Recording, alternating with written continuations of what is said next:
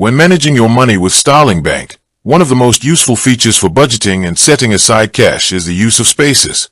If you are wondering how many Starling Spaces you can actually create, the platform allows you to set up to 100 separate regular spaces to organize your money and savings goals.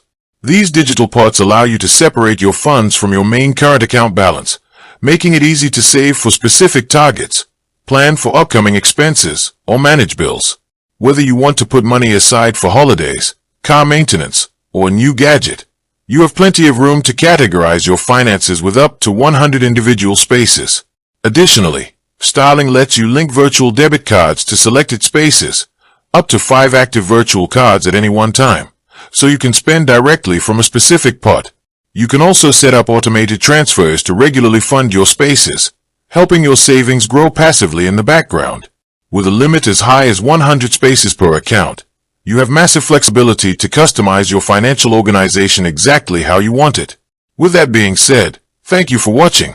For more finance videos, kindly check my page. Please like, share, comment and subscribe to my channel. Thank you.